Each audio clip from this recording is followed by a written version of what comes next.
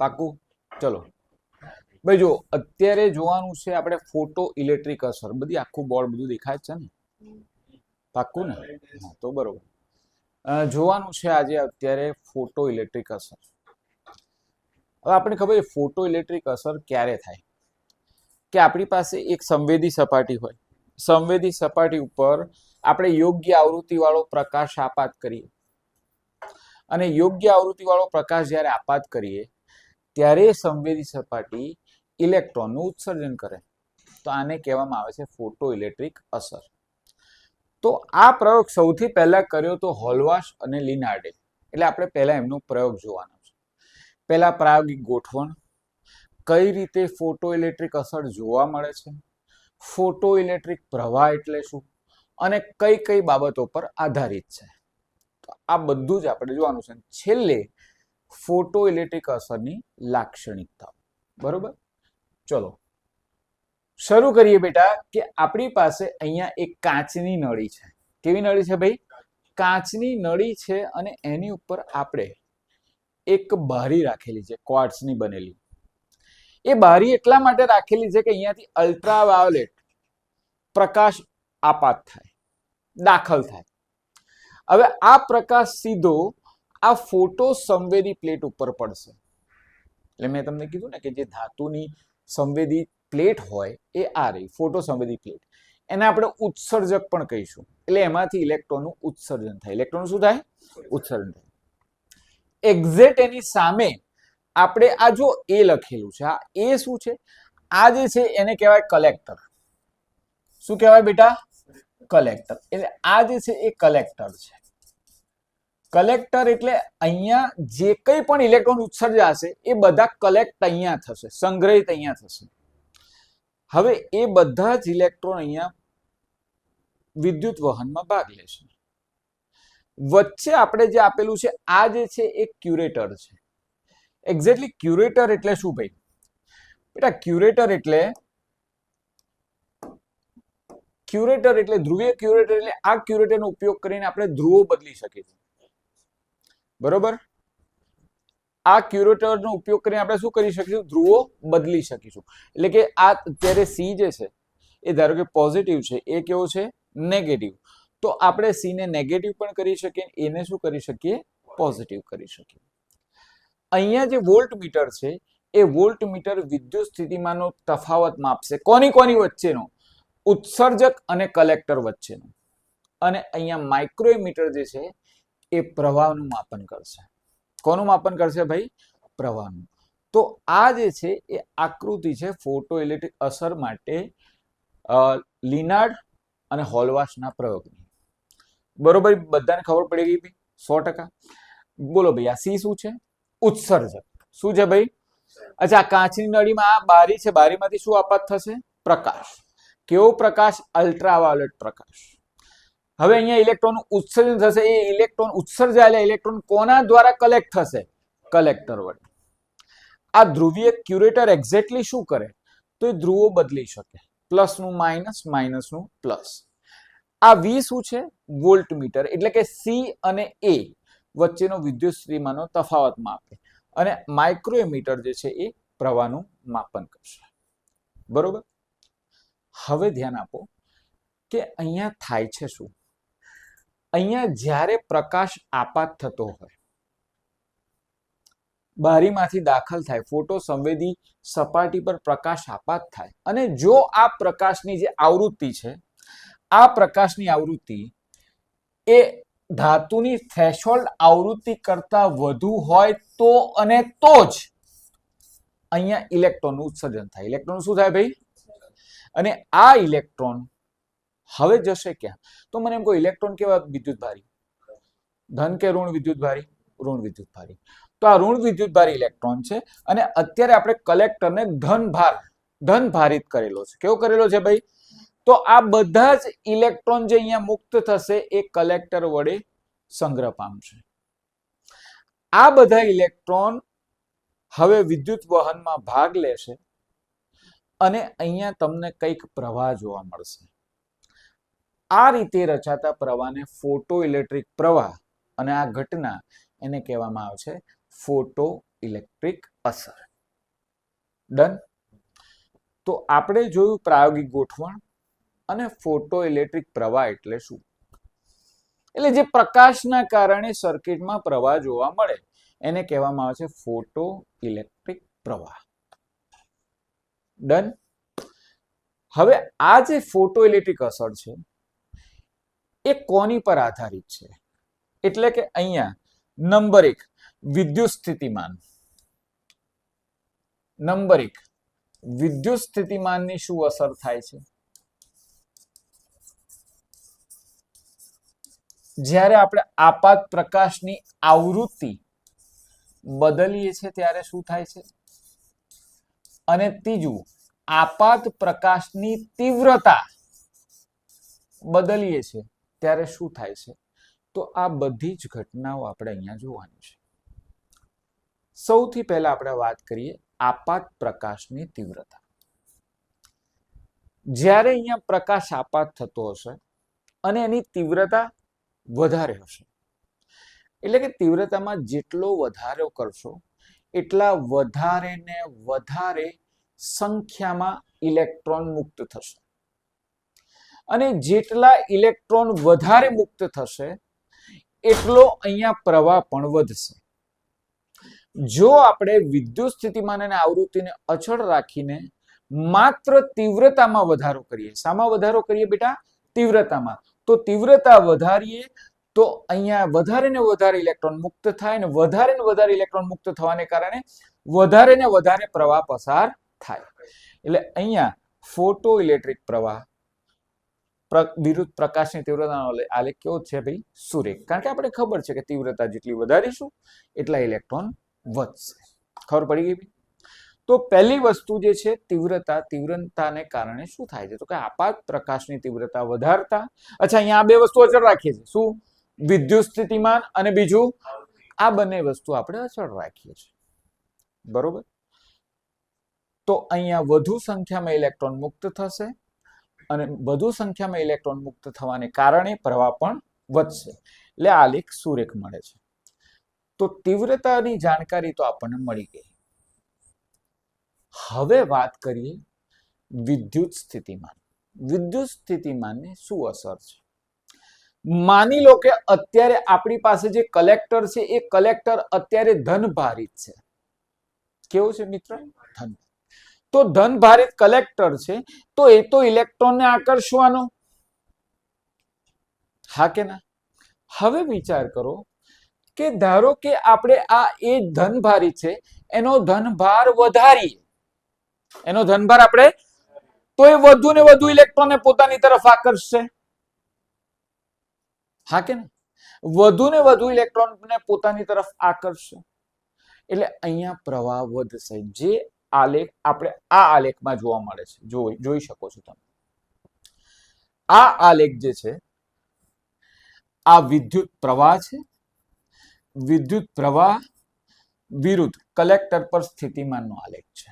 આ આલેખ તમે જોઈ શકો છો કે આપણે વિદ્યુત સ્થિતિમાનમાં જેમ જેમ વધારો કરીએ છીએ એમ એમ પ્રવાહ વધતો જાય છે. પ્રવાહ શું થાય છે બેટા? વધતો જાય છે. બરોબર. અહીંયા આપણે જે આલેખ છે એ ત્રણ અલગ અલગ તીવ્રતા માટે છે. I1, I2 અને I3. તમે જોઈ શકો છો I1 ઓછું છે, I1 તીવ્રતા ઓછી છે તો ત્યારે પ્રવાહ ઓછો છે. I2 તીવ્રતા એનાથી વધારે છે તો પ્રવાહ વધારે છે. અને I3 સૌથી વધારે છે, પ્રવાહ વધારે છે. એટલે એ તો અહીંયા સાબિત થઈ ગયું કે તીવ્રતા વધારીએ તો પ્રવાહ વધે છે. પરંતુ તમે જોઈ શકો છો કોઈ પણ એક આલેખ ઉપર કોન્સન્ટ્રેટ કરો નજર તમારી, તો જેમ જેમ સ્થિતિમાન વધતું જાય છે એમ એમ વિદ્યુત પ્રવાહ પણ વધતો જાય છે. પણ આગળ જઈને બેટા શું થાય છે? તમે આગળ જઈને જુઓ તો તમને એક વસ્તુ જોવા મળે છે કે હવે પ્રવાહ સ્થિર થઈ જાય છે. કેવો થઈ જાય છે ભાઈ? તો આ અચળ પ્રવાહને સંતૃપ્ત પ્રવાહ કહેવાય છે. શું કહેવાય છે ભાઈ?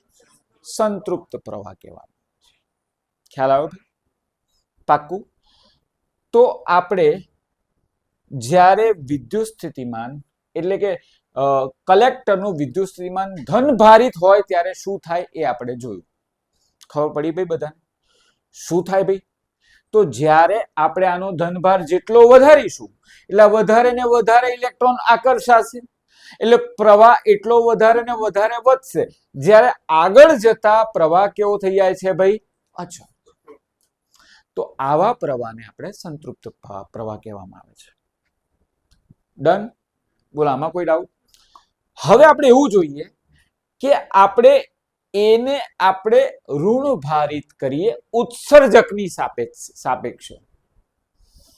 તો એ ઉત્સર્જકની સાપેક્ષે ધારો કે એને ઋણ ભારિત આપણે કરીએ તો શું થાય? હવે બહાર આવતા જે ઇલેક્ટ્રોન છે એ બધા ઇલેક્ટ્રોન કેવા છે? ઋણ ભારિત. અને આ કલેક્ટર કેવો છે? તો આપણે એમ વિચાર આવે કે ભાઈ આવો ઇલેક્ટ્રોન તો કલેક્ટર વડે સંગ્રહ પામશે જ નહીં. ના, એવું નથી. આપણે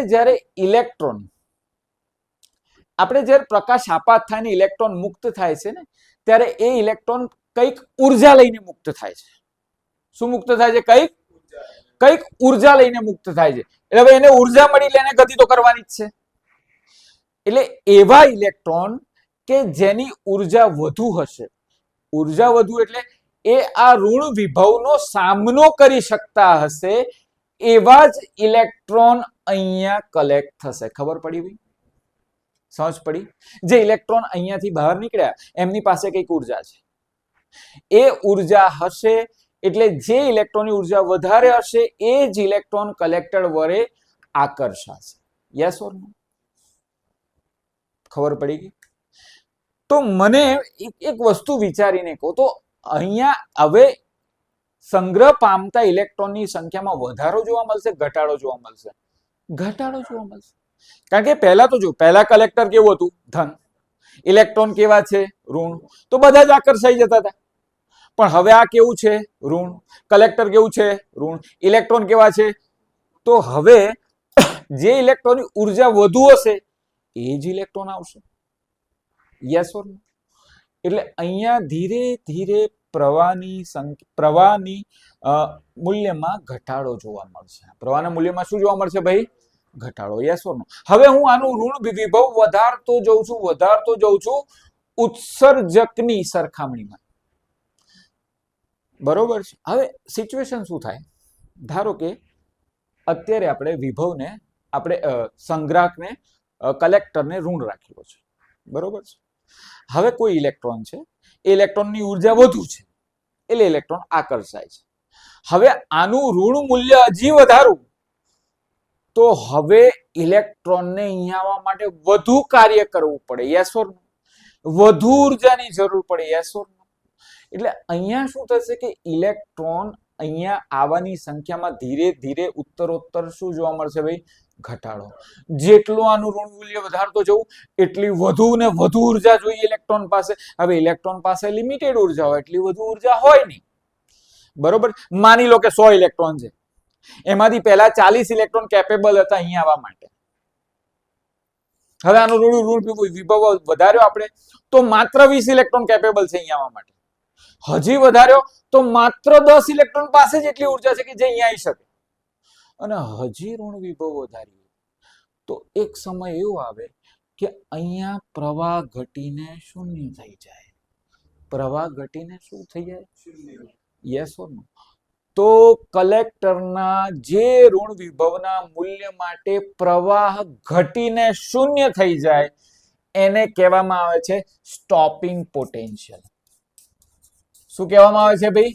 સ્ટોપિંગ પોટેન્શિયલ. યસ ઓર નો? તો કોઈ તમને એમ પૂછે કે સ્ટોપિંગ પોટેન્શિયલ કોને કહેવામાં આવે તો આપણે કહી શકીએ કે ફોટો ઇલેક્ટ્રિક અસરમાં સંગ્રાહકના ઋણ વિભવના જે મૂલ્ય માટે ફોટો ઇલેક્ટ્રિક પ્રવાહ શૂન્ય થઈ જાય છે. ફોટો ઇલેક્ટ્રિક પ્રવાહ કેવો થઈ જાય છે?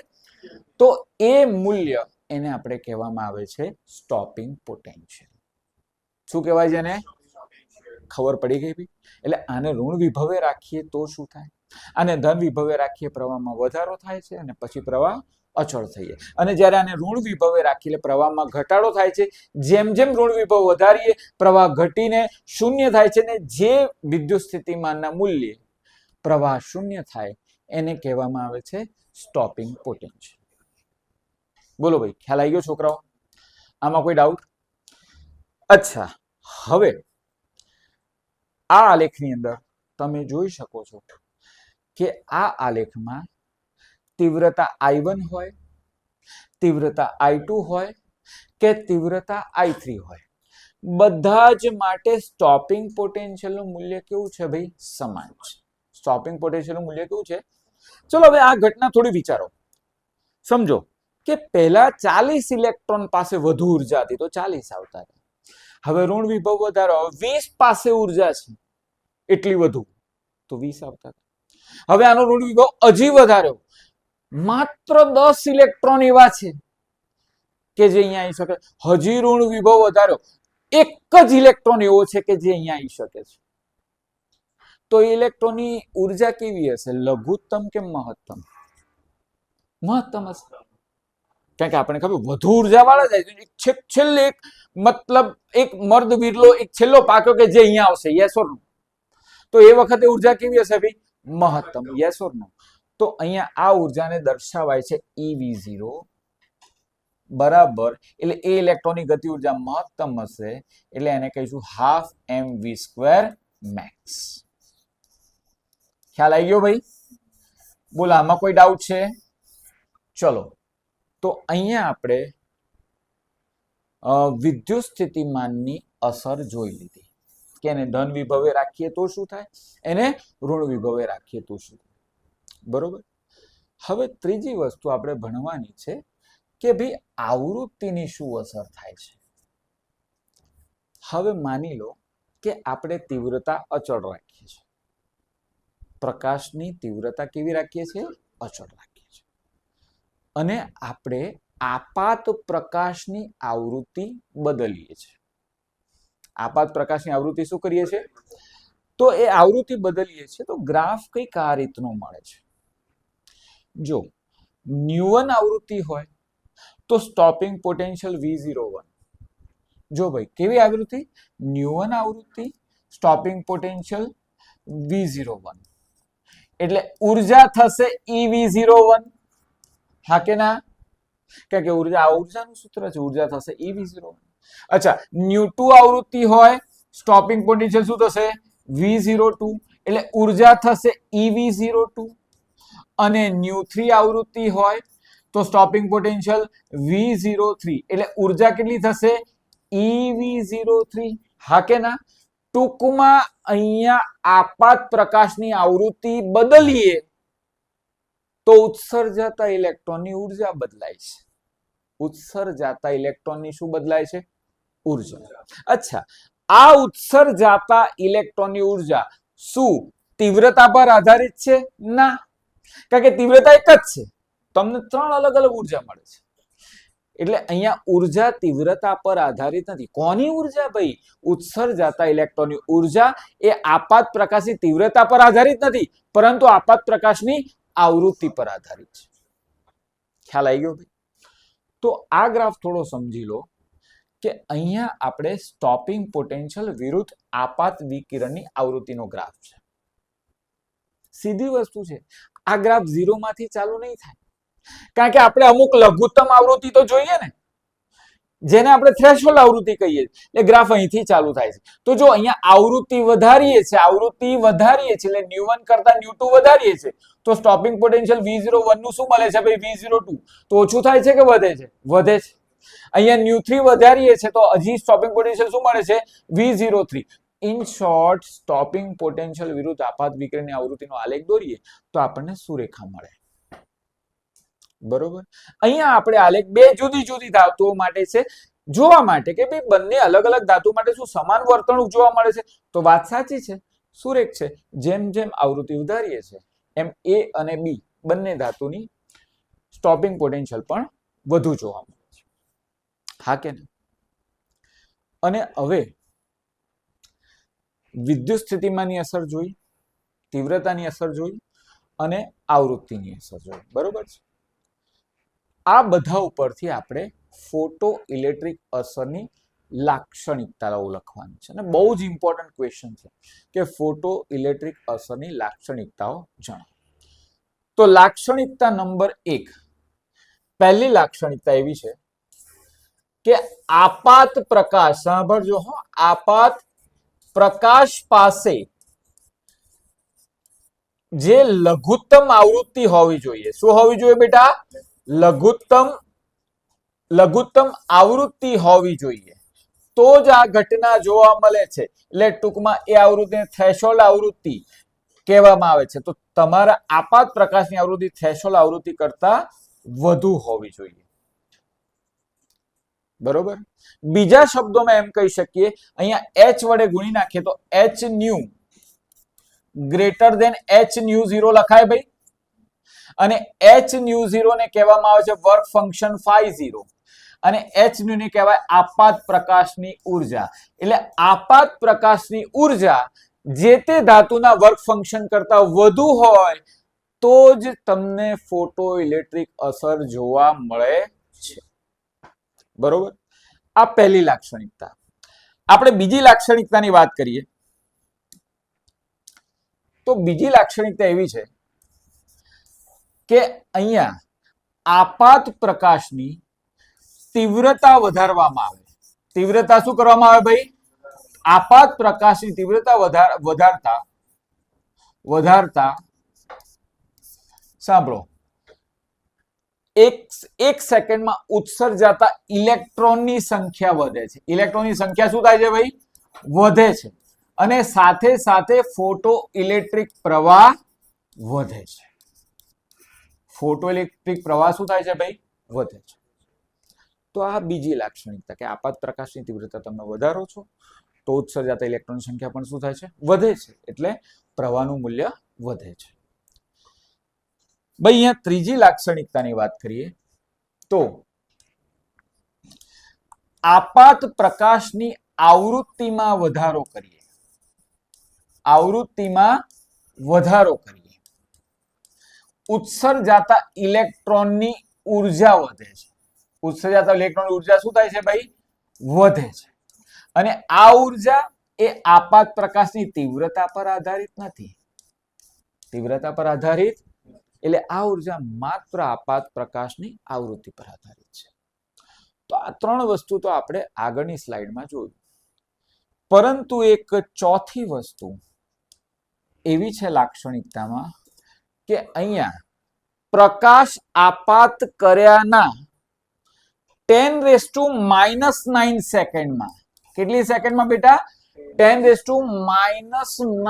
સેકન્ડમાં અહીંયા ઇલેક્ટ્રોનનું ઉત્સર્જન જોવા મળે છે. એટલે આ ઉત્સર્જન જે છે એ ત્વરિત ઉત્સર્જન છે. શું જોવા મળે છે ભાઈ? ત્વરિત ઉત્સર્જન. તો આ જે છે એ ફોટો ઇલેક્ટ્રિક અસરની લાક્ષણિકતાઓ થઈ. ખૂબ જ ઇમ્પોર્ટન્ટ પ્રશ્ન. પહેલી લાક્ષણિકતા કે આપાત પ્રકાશની તીવ્રતા વધારીએ. આપાત પ્રકાશની તીવ્રતા, આપાત પ્રકાશ પાસે લઘુત્તમ આવૃત્તિ હોવી જોઈએ. લઘુત્તમ આવૃત્તિને કહેવાય થ્રેશોલ્ડ આવૃત્તિ કરતા વધુ આવૃત્તિ હોવી જોઈએ. લઘુત્તમ આવૃત્તિ કરતા વધુ આવૃત્તિનો પ્રકાશ, અથવા તો આપાત પ્રકાશ પાસે જે તે ધાતુના વર્ક ફંક્શન કરતા વધારે ઉર્જા હોવી જોઈએ, તો તમને આ અસર જોવા મળે. બીજી વસ્તુ, તીવ્રતા વધારીએ, ઇલેક્ટ્રોનની સંખ્યા વધે. ઇલેક્ટ્રોનની સંખ્યા વધે, પ્રવાહમાં વધારે જોવા મળે. આપાત પ્રકાશની આવૃત્તિ વધારીએ તો ઉત્સર્જાતા ઇલેક્ટ્રોનની ઉર્જામાં શું જોવા મળશે? વધારો જોવા મળશે. અને છેલ્લું કે અહીંયા 10⁻⁹ સેકન્ડ, આપાત કર્યાના 10⁻⁹ સેકન્ડમાં જ ઇલેક્ટ્રોનનું શું જોવા મળે છે? ઉત્સર્જન. એટલે અહીંયા ઇલેક્ટ્રોનનું ત્વરિત ઉત્સર્જન જોવા મળે છે. બરોબર. તો આજે આપણે જોયું ફોટો ઇલેક્ટ્રિક અસર. બરોબર. ફોટો ઇલેક્ટ્રિક અસર કોની પર આધારિત છે? એટલે વિદ્યુત સ્થિતિમાન, આવૃત્તિની અસર, તીવ્રતાની અસર, અને પછી જોયું ફોટો ઇલેક્ટ્રિક અસરની લાક્ષણિકતા. એટલે ખૂબ જ ઇમ્પોર્ટન્ટ ટોપિક છે. બે પ્રશ્નો આપણા થયા, હોલવાશ અને લિનાર્ડનો પ્રયોગ, અને સાથે સાથે ફોટો ઇલેક્ટ્રિક અસરની લાક્ષણિકતા.